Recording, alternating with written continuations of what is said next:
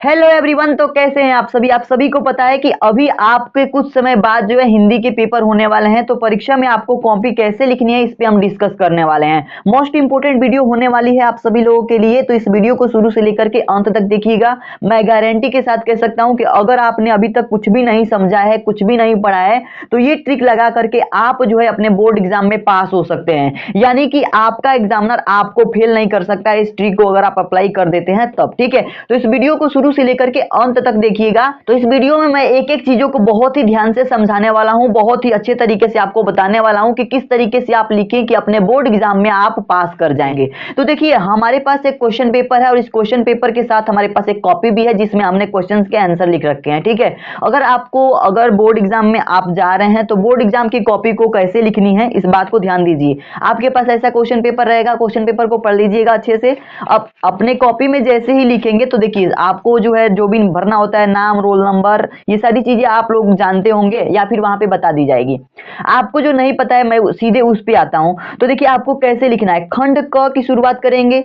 पहले ही आपको क्या करना है, खंड क से ही शुरू करना है। ये नहीं कि आप शुरू में ही निबंध लिख रहे हैं। तो आप ये गलती मत कीजिएगा कि आप सबसे पहले निबंध लिखें या फिर पत्र लिखें, ऐसा कुछ मत कीजिएगा। शुरू में शुरू के ही प्रश्न आप लिखिएगा। खंड क है तो खंड क आपको ऊपर लिख देना है और पहले प्रश्न की बात कर रहा है तो प्रश्नोत्तर संख्या 1 लिखना है। अब एक के क वाले प्रश्न की बात करेंगे तो यहाँ पे क लिख करके इसका उत्तर देना है। तो बहुविकल्पी प्रश्न है तो बहुविकल्पी प्रश्न का केवल हमें उत्तर लिखना है। ठीक है, तो देखिए, पहला प्रश्न है माधुरी पत्रिका किस युग में प्रकाशित हुई, तो इसका दूसरा ऑप्शन सही है, तो दूसरा ऑप्शन इस तरीके से हम लिख देंगे। ठीक है, बस दूसरा ऑप्शन क्या है, दूसरा लिख करके द्विवेदी युग, तो द्विवेदी युग लिख देंगे। इसमें एग्जामिनर देखेगा और आपका सही कर देगा, 1 नंबर यहां से आपका मिलेगा। बिल्कुल इसी तरीके से आपको जो है अपनी कॉपी लिखनी है। ठीक इसी तरीके से अगला जो प्रश्न है आपके पास, मान लीजिए कि ये ख नंबर प्रश्न है, तो आपको अगला जो लिखना है ख, इसका उत्तर। तो देखिए, शेखर एक जीवनी के लेखक कौन है, तो अज्ञेय जी हैं। तो इसका सही उत्तर क्या हो जाएगा, तीसरा ऑप्शन अज्ञेय जी। ठीक है, तो इसमें भी आपको एग्जामिनर सही करेगा और 1 नंबर दे देगा। तो आशा करता हूं कि आप जो है यहाँ पे ये जो बात है समझ गए होंगे कि आपको जो है उत्तर कैसे लिखना है। ठीक है, तो ये हो गया हमारा प्रश्नोत्तर संख्या 1। ये पूरा क्वेश्चन यहाँ पे मैंने कर रखा है, तो यहाँ से 5 नंबर आपको मिल जाएगा अगर इस तरीके से लिखेंगे। अब दूसरी इंपॉर्टेंट बात, बहुत सारे स्टूडेंट क्या करते हैं कि उस पेज में जगह नहीं बचता है, थोड़ा सा जगह बचा रहता है, तो यहीं से प्रश्नोत्तर संख्या 2 स्टार्ट करते हैं। ये गलती कभी मत कीजिएगा, ये गलती कभी मत कीजिएगा। नीचे अगर जगह ज्यादा है तब तो लिख सकते हैं प्रश्नोत्तर संख्या 2, लेकिन अगर नीचे जगह ज्यादा नहीं है तब यहाँ पे प्रश्नोत्तर संख्या 2 मत लिखिएगा, बल्कि अगले पेज में चले जाइएगा। ठीक है, तो अगला पेज में जब जाएंगे तो अगले पेज में जाकर के प्रश्नोत्तर संख्या 2 डालेंगे और इसमें जो भी प्रश्नोत्तर संख्या 2 में प्रश्न पूछे गए हैं, ठीक उसी तरीके से इसका भी उत्तर देना है। तो जैसे मान लीजिए इसमें क का प्रश्न है तो क का उत्तर लिखेंगे। और प्रश्न क्या है हमारे पास, रामचरितमानस की रचना किस भाषा में हुई है, तो अवधि में हुई है, तो पहला ऑप्शन अवधि बिल्कुल सही होगा। तो इस तरीके से एग्जामिनर देखेगा, आपको 1 नंबर दे देगा। ठीक है, सारी बात क्लियर हो रही है कि नहीं। तो ठीक इसी तरीके से आपको लिखना है। तो दूसरा क्वेश्चन जो होगा आपका, ठीक ऐसे लिखना है आपको। ठीक है, और फिर से नीचे जगह बचेगा तो ये नहीं कि प्रश्नोत्तर संख्या 3 डाल दें। बहुत ज्यादा जगह बचता है तब तो डाल सकते हैं, लेकिन थोड़ा सा जगह बच रहा है तो यहाँ पे लिखने की जरूरत नहीं है। ठीक है, अब अगले पेज में आप मूव करेंगे। तो अब अगर हम अगले पेज में आ गए हैं तो अब हम अगले प्रश्न को भी देखेंगे। तो देखिए, तीसरा प्रश्न आप हमारे पास जो होगा, दिए गए गद्यांश पर आधारित प्रश्न होंगे। तो देखिए, अगर आप सीरियल वाइज करते हैं, यानी कि पहला प्रश्न का पहला उत्तर आप दे दिए, फिर दूसरा दे दिए, तीसरा दे दिया, ऐसे लाइन से क्वेश्चंस को सॉल्व करते जाएंगे, यानी उत्तर देते जाएंगे, तो एग्जामिनर इससे अट्रैक्ट होगा और जानेगा कि जो बच्चा है बहुत पढ़ने में तेज है, क्योंकि हर एक प्रश्नों को तुरंत तुरंत उत्तर देते हुए जा रहा है। ठीक है, इसका मतलब कि कहीं कहीं पे आपकी थोड़ी बहुत मिस्टेक भी होगी तो उसको ध्यान नहीं देगा। ठीक है, तो तीसरा जो प्रश्न होगा आपका गद्यांश से आधारित होगा। तो मान लीजिए इस गद्यांश की बात कर रहा है तो आपको प्रश्नोत्तर संख्या 3 डालना है। अब यहाँ पे जिसको कुछ भी नहीं पता है वो ध्यान से देखेंगे। ठीक है, अगर आपने कुछ भी नहीं पढ़ा है तो आपको गद्यांश वाले प्रश्न में क्या करना है, क्योंकि ये 10 नंबर का आता है। कितने नंबर का, 10 नंबर का यहाँ से आपका पूछा जाता है। तो 10 नंबर आपको बनाने ही बनाने हैं, क्योंकि आपको पास होने के लिए 33 नंबर चाहिए, आप सभी को पता है। तो आपको केवल 33 नंबर नहीं बल्कि 50 नंबर से भी अधिक मिल जाएगा। ठीक है, अगर आप कुछ भी नहीं पढ़े हैं उनकी बात कर रहा हूँ, जो पढ़े हैं उनका तो अच्छा ही आएगा। ठीक है, इस बात को अगर ध्यान में रखेंगे। देखिए, गद्यांश को हम कैसे लिखेंगे, तो सबसे पहले यहाँ पे बड़ा सा गद्यांश दिया गया है, तो इस गद्यांश के देखेंगे कि सारे प्रश्न कैसे हैं। अगर आसान आसान प्रश्न है और इसी में आसानी से मिल जा रहे हैं तो इसी गद्यांश को लिखना है। अगर ये आसान नहीं लग रहा है तो अथवा करके एक और दिया रहता है, उसको आप पढ़ करके एक बार देख लीजिएगा। बहुत सारे स्टूडेंट जल्दी जल्दी में पहले वाले का ही कर देते हैं, दूसरा वाला पढ़ते भी नहीं है और बाद में पता चलता है कि दूसरा वाला बहुत ही ईजी था। तो इसको आप देख लीजिएगा कौन सा गद्यांश जो है ईजी आया है। अब ईजी देखने के बाद से आपको लिखना कैसे है, तो सबसे पहले तो संकेत लिखिएगा सभी स्टूडेंट के लिए। अब संकेत लिखने के लिए कोई कला नहीं चाहिए, आपको इसी में देखना है कि आपके गद्यांश क्या है। तो जन का प्रवाह पहला 3 शब्द लिख दीजिएगा, उसके बाद डॉट डॉट डॉट लगा करके लास्ट का 3 शब्द लिख दीजिएगा, तो इसे हम कहेंगे संकेत, ताकि एग्जामिनर समझ पाए कि आप किस गद्यांश का उत्तर दे रहे हैं। ठीक है, तो ये चीज हो गई। अब आगे आपको क्या करना है कि इसमें 5 प्रश्न पूछे जाएंगे और पांचों प्रश्न 2-2 नंबर के होंगे। तो ध्यान से देखिए, पहला प्रश्न है जैसे कि जन का प्रवाह किस तरह होता है। 2 प्रश्न तो हमेशा कॉमन रहेंगे दोस्तों, इस बात को ध्यान रखिएगा। कौन कौन से प्रश्न? पाठ का शीर्षक एवं लेखक के नाम लिखिए, ये प्रश्न जो है हर पद्यांश में और हर गद्यांश में आएगा। ठीक है, रेखांकित अंश की व्याख्या कीजिए, ये भी प्रश्न जो है हर पद्यांश और हर गद्यांश में आएगा। तो ये 2 प्रश्न जो है पद्यांश और गद्यांश के लिए कॉमन होते हैं। इसके लिए मैंने ट्रिक बताया हुआ है कैसे करना है, उस वीडियो को अगर आप देखना चाहते हैं तो पर्टिकुलर वो वीडियो मैंने डिस्क्रिप्शन में दे दिया है, लिंक उसका मिल जाएगा, वहां से जाकर के उस वीडियो को देख लीजिए, क्योंकि आप सभी के लिए इंपॉर्टेंट है। अब यहाँ पे ये समझ लीजिए, इसमें भी मैं बता ही रहा हूं, ध्यान से समझिए। यहाँ पे आपको पहले प्रश्न का जैसे उत्तर क्या देना है, जन का प्रवाह किस तरह होता है। तो आपको क्या करना है कि अगर ये 2 प्रश्न तो आपको याद करने पड़ेंगे, लेकिन 3 प्रश्न जो है इनके उत्तर यहीं पे मिल जाएंगे। ठीक है, तो यहाँ पे जो हमारे पास पहला प्रश्न है, जन का प्रवाह किस तरह होता है, तो आप इस गद्यांश में पढ़ेंगे और देखेंगे कि कहाँ पे इस प्रश्न का उत्तर है आपका। ठीक है, तो हमारे पास यहाँ पे पहली लाइन पढ़ेंगे तो जन का प्रवाह अनंत होता है। तो जन का प्रवाह किस तरह होता है, अनंत होता है। तो इसी को हमें यहाँ पे लिख देंगे, तो इसका उत्तर बन गया। ठीक है, बस ऐसे ही करना है। क्या करना है, आपको पढ़ना है गद्यांश में और इसी में से उत्तर इसका मिलेगा। अगला क्वेश्चन आपका है, पाठ का शीर्षक एवं लेखक का नाम लिखिए। तो इसके लिए आपको ट्रिक ध्यान से देखिए।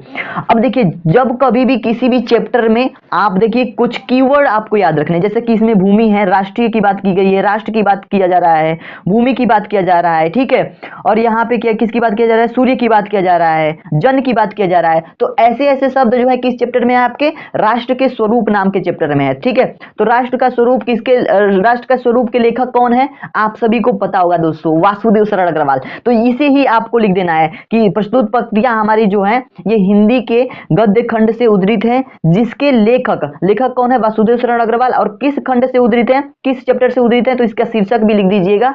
इनका जो शीर्षक क्या है, इसका शीर्षक है राष्ट्र का स्वरूप। ठीक है, बस इस तरीके से लिख देना है, आपका यहां से 2 नंबर पक्का हो जाएगा। अब रेखांकित अंश की व्याख्या, तो रेखांकित अंश की व्याख्या में बहुत सारे स्टूडेंट इसी को छाप देते हैं। तो देखिए, छाप दीजिएगा, ठीक है। अगर आपको कुछ भी नहीं समझ में आ रहा है तो इसको पूरा ही लिख दीजिएगा, कोई दिक्कत नहीं है। लेकिन देखिए, नंबर तो पूरा नहीं मिलेगा, 1 नंबर हो सकता है कि कोई एग्जामिनर काट ले। लेकिन मान लीजिए इसका सटीक आपको आंसर देना है, तो क्या करना है कि जितने दूर तक लाइन अंडरलाइन किया गया है उसी का हमें मतलब लिखना है। जैसे कि मान लीजिए जन का प्रवाह अनंत है, तो अपने भाषा में इसका जो मीनिंग है, यानी अर्थ क्या निकल रहा है, इसको लिखना है। तो इसको लिख दीजिएगा आप, रेखांकित अंश की व्याख्या हो जाएगी, यहां से 2 नंबर पक्का। सूर्य की रश्मियों का क्या प्रभाव पड़ता है, तो इसी में हमें ढूंढना है और इसका उत्तर लिखना है। तो अब कॉपी में देखिए, आप ध्यान से, यहाँ पे ये बात समझ में आ गई कि आपको किस तरीके से करना है। अब कॉपी में देखिए, आपको पहले प्रश्न का उत्तर लिखना है। तो इसे जन का प्रवाह अनंत होता है। तो ये हो गया हमारा पहला प्रश्न, यहाँ 2 नंबर आपका पक्का हो गया। ठीक है, 2 नंबर मिल गया। अगला जो है हमारे पास शीर्षक और लेखक का नाम पूछा है, जिसे हम संदर्भ कहते हैं। तो संदर्भ को किस तरीके से लिखना है, प्रस्तुत पंक्तियां हमारी पाठ्य पुस्तक के गद्य खंड से राष्ट्र का स्वरूप नामक पाठ से अवतरित है, जिसके लेखक डॉक्टर वासुदेव शरण अग्रवाल जी हैं। बस इतना लिखेंगे तो आपको यहाँ से 2 नंबर मिल जाएगा। ठीक है, तो यहाँ कितना नंबर हो गया आपका, 4 नंबर कंफर्म। अब रेखांकित अंश की व्याख्या कहा है, तो इसी को अपने भाषा में मैंने लिखा हुआ है, जितने दूर तक रेखांकित किया गया है उसको मैंने यहाँ पे अपने भाषा में लिख दिया है, आप देख सकते हैं। और यहाँ पे भी आपका 2 नंबर मिल जाएगा। और जैसे ही इन 3 चीजों को देखेगा, बाकी 2 प्रश्नों को ऐसे भी सही कर देगा, क्योंकि ये अगर सही है तो बाकी 2 प्रश्न भी सही हो जाएंगे। तो शुरू के जितने भी प्रश्न हैं आपके, कोशिश कीजिएगा कि सब सही उसके उत्तर लिखें आप। ठीक है, तो ये हो गई बात हमारी गद्यांश की। अब हम चलेंगे, अब मान लीजिए गद्यांश खत्म हो गया, तो अगला जो प्रश्न आएगा आपका पद्यांश पे आधारित आएगा। तो पद्यांश में भी आपके 10 नंबर के क्वेश्चन पूछे जाते हैं। ठीक है, तो पद्यांश को कैसे लिखना है, इसको भी आपको समझना बहुत जरूरी है। तो इस ट्रिक को भी समझिएगा। देखिए, पद्यांश में क्या होगा, बहुत सारे स्टूडेंट को समझ नहीं आते। यहाँ पे भी देखिए और भी प्रश्न थे, तो मैंने यहाँ पे लिखा था प्रश्नोत्तर संख्या 4। अब यहाँ पे बहुत ज्यादा जगह बच गई है, तो इसलिए मैंने प्रश्नोत्तर संख्या 4 लिखा है। बहुत ज्यादा जगह अगर नहीं है तो नेक्स्ट पेज में बढ़ जाइएगा आगे। ठीक है, और जगह है तो प्रश्नोत्तर संख्या 4 लिखिएगा। अब मान लीजिए कि इस प्रश्नोत्तर संख्या 4 में हमको पहला नहीं आ रहा है। ठीक है, यानी पहला हम नहीं पढ़े हैं, अथवा करके जो दूसरा हमारे पास पद्यांश दिया है, इसको हमने देखा तो ये हमें आसान लगा। मान लीजिए आपको आसान लग रहा है, तो दूसरा वाले लिखना है, तो आपको क्या करना है, प्रश्नोत्तर संख्या 4 डालना है और उसके साथ साथ अथवा लिख दीजिएगा, ताकि एग्जामिनर ये समझ पाए कि अथवा वाले प्रश्नों को आप सॉल्व कर रहे हैं। ठीक है, और इसका भी संकेत लिख दीजिएगा, जैसे मैंने संकेत में बताया कि इसका कुछ आगे का पार्ट, कुछ पीछे का पार्ट, बीच में डैश डैश डैश डैश लगा दीजिएगा। अब जो हमारे पास इसमें भी यानी पद्यांश में भी मैंने अभी बताया है कि 2 क्वेश्चन कॉमन होंगे, शीर्षक और कवि का नाम पूछा जाएगा, ये क्वेश्चन कॉमन होगा, यानी कि हर पद्यांश में आएगा, ठीक है, 100%। और रेखांकित अंश की व्याख्या भी हमेशा आएगी, ठीक है। तो ये 2 प्रश्न कॉमन होंगे और बाकी सारे प्रश्नों का उत्तर आपको इसी पद्यांश में मिलेगा, ठीक है। तो आपको क्या करना है, सबसे पहले अगर शीर्षक और कवि का नाम पूछेगा तो उसको संदर्भ हेडिंग बना करके प्रस्तुत पंक्तियां हमारी पाठ्य पुस्तक के पद्य खंड से अभिनव मनुष्य, जिस भी चैप्टर का आपका पद्यांश होगा वो लिख देना है, नामक शीर्षक से ली गई है, जिसके लेखक कौन है और उसके लेखक कौन है, रामधारी सिंह दिनकर। इसके लेखक रामधारी सिंह दिनकर है तो यहाँ पे मैंने लिखा हुआ है। तो आपके में जो भी पद्यांश आएगा उसके लेखक का नाम आपको पता होना चाहिए। और उसके बाद से और भी जो प्रश्न है हमारे उनको सही सही लिख देना है। तो इससे के लिए आपको हर क्वेश्चन के 2 नंबर मिल जाएंगे, यानी कि 10 नंबर आपके पद्यांश में। तो देखिए इस तरीके से आप लिखेंगे तो आपको पूरे अंक मिलेंगे। आप लिखने का पूरा तरीका देख लीजिए दोस्तों, किसी भी तरीके का डाउट हो आप लोग कमेंट बॉक्स में जरूर बता दीजिएगा, ठीक है। और ये नंबरिंग डालना बहुत जरूरी है कि पहले क्वेश्चन का उत्तर दे रहा हूं, दूसरे क्वेश्चन का उत्तर दे रहा हूं, तीसरे क्वेश्चन का उत्तर दे रहा हूं, ठीक है। केवल उत्तर लिखेंगे तो एग्जामिनर समझ नहीं पाएगा कि किस क्वेश्चन का उत्तर दिया है और वहां पे नंबर कटने की संभावना बढ़ जाएगी, ठीक है। अब देखिए इसी क्वेश्चन पेपर में अगला जो प्रश्न है हमारे पास, ये हमारे पास है जीवन साहित्यिक परिचय से। तो लेखक का साहित्यिक परिचय पूछेगा, 3 ऑप्शन देगा और उसमें से किसी एक का करना होगा। इसी तरीके से हमारे पास कवि का पूछेगा और इसमें से 3 करना होगा। तो इसे आप लिख लेंगे, ठीक है, इसमें कोई दिक्कत नहीं होनी चाहिए। आपको लिखने का तरीका मैंने बता दिया, डिस्क्रिप्शन में लिंक मिलेगा, वहां से जाकर के आप वीडियो को देख सकते हैं। सारी चीजें अगर बताने लगे तो बहुत ज्यादा टाइम लग जाएगा, तो वही चीजें मैं बता रहा हूँ कि आपको कैसे लिखना है जो इंपॉर्टेंट है, ठीक है। अब यहाँ देखिए कहानी आपको लिखना है, तो लाटी की कहानी, ध्रुव यात्रा की कहानी, तो आप सभी को इस कहानी का उद्देश्य बताना है, ठीक है। तो जैसे कि मान लीजिए ये हमने ध्रुव यात्रा की कहानी का उद्देश्य मैंने दूसरे पेज में लिखा हुआ है, तो आपको ऊपर ध्रुव यात्रा कहानी का उद्देश्य हेडिंग बनाना है और उसके जो उद्देश्य है इसको मैंने यहाँ पे लिखा हुआ है, स्क्रीनशॉट कर सकते हैं। आपको जो है रेड पेन का यूज नहीं करना है, हमेशा ब्लू और ब्लैक का ही यूज करना है, इस बात का भी आपको ध्यान रखना पड़ेगा, ठीक है। आगे बात करते हैं दोस्तों, तो आगे हमारे पास खंडकाव्य वाला प्रश्न आएगा। तो मान लीजिए अगर आप देवरिया जिला के हैं तो आपके एरिया के अनुसार जो है आपको खंडकाव्य पढ़ना पड़ता है, तो आप खंडकाव्य के भी उत्तर को आसानी से दे पाएंगे, ठीक है। अपने कॉपी में बहुत ही सुसज्जित ढंग से लिखिएगा ताकि एग्जामिनर जो है आपसे अट्रैक्ट हो जाए, ठीक है। अगली जो चीज है हमारे पास ये है संस्कृत पद्यांश और गद्यांश को लेकर के। तो जैसा कि हमने हिंदी के गद्यांश में किया है वही ट्रिक आप संस्कृत के गद्यांश में भी लगाइएगा। इसका हमें क्या करना है कि हमें संदर्भ लिखना है, तो चैप्टर का नाम लिखना है और चैप्टर के जो लेखक है, तो इसमें तो लेखक होते नहीं है, चैप्टर का नाम लिखना है बस और बताना है कि संस्कृत खंड से लिया गया है, ठीक है। और इसके हिंदी में अनुवाद करना होता है, तो हिंदी में अनुवाद आपको पता होना चाहिए। अगर नहीं पता है तो थोड़ा बहुत पढ़ करके, अगर आपको थोड़ा बहुत भी आ रहा है तो जरूर लिख दीजिएगा, क्योंकि छोड़ करके आएंगे तो आपको कुछ भी नहीं मिलेगा। अगर लिख करके आते हैं तो कुछ ना कुछ नंबर मिल जाएगा। 7 नंबर का क्वेश्चन है तो जरूर कुछ ना कुछ नंबर मिलेगा, ठीक है। तो 7 नंबर वाले क्वेश्चन को बिल्कुल भी मत छोड़िएगा। अगला जो प्रश्न पूछा जाएगा पद्यांश को लेकर के, तो यह भी ठीक उसी तरीके से 2 श्लोक दिए जाएंगे, तो श्लोकों का हिंदी में अनुवाद करना होगा, ठीक है। इसके लिए भी 7 नंबर मिलेगा। अगला जो आपका प्रश्न आएगा वो होगा हमारे पास, यहाँ पे ध्यान देना है, इसको मैं थोड़ा सा कॉपी में भी समझाऊंगा कि कैसे इसका उत्तर देना है। 9 नंबर प्रश्न में आपका हिंदी व्याकरण शुरू हो जाता है और यहाँ से हिंदी व्याकरण के प्रश्न पूछे जाते हैं। तो जैसे यहाँ पे प्रश्न है, निम्नलिखित लोकोक्तियों एवं मुहावरों में से किसी एक का अर्थ लिख करके वाक्य में प्रयोग कीजिए। तो यहाँ पे 4 ऑप्शन दिया गया, किसी एक का में अर्थ लिखना है और वाक्य में प्रयोग करना है। तो इसको हम कैसे लिखेंगे ध्यान से देखिए। तो मान लीजिए 9वां प्रश्न था हमारा, तो प्रश्नोत्तर संख्या 9 लिखेंगे और इसके पहले मान लीजिए कि पहला वाला काम हमें उत्तर पता है, मुंह फुलाना। तो मुंह फुलाना का अर्थ और वाक्य प्रयोग, तो हेडिंग बनाना है अर्थ, अर्थ में लिखेंगे गुस्सा होना, और वाक्य प्रयोग इसका कैसे करेंगे, कोई भी एक सेंटेंस बनाएंगे जिसमें मुंह फुलाना आ जाए। जैसे कि सीमा के पापा उसे मेला नहीं ले गए तो वह मुंह फुलाकर बैठ गई, ठीक है। तो मुंह फुलाकर ये शब्द आ गया ना इसमें, इसका मतलब कि ये वाक्य में प्रयोग हो गया, ठीक है। तो इस तरीके से इसको करना है। अब फिर 10 नंबर में आपके पास अपठित पद्यांश या गद्यांश से प्रश्न पूछा जा सकता है और यह 3 प्रश्न होते हैं, तीनों प्रश्न के उत्तर आपको इसी में से ढूंढ करके लिखने होते हैं, ठीक है। तो इसको भी आप लिखने का तरीका समझ गए हैं, बार बार एक ही चीज में टाइम वेस्ट करने से कोई फायदा होगा नहीं।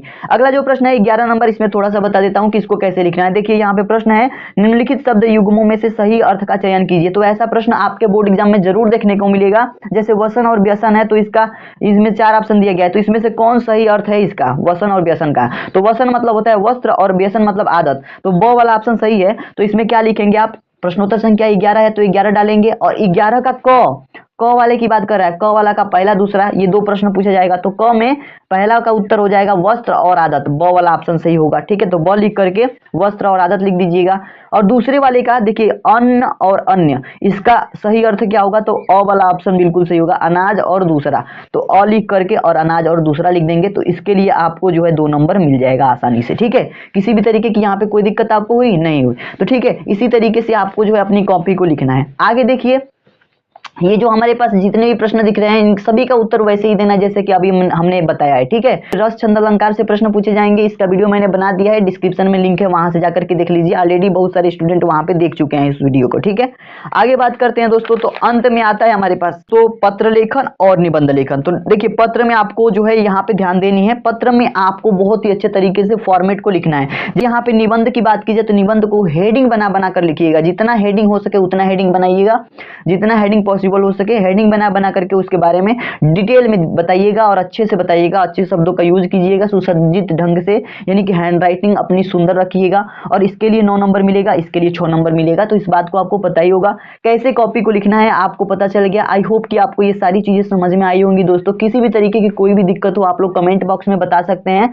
अभी के लिए इतना ही दोस्तों, मिलते हैं एक नई वीडियो में, तब तक के लिए धन्यवाद।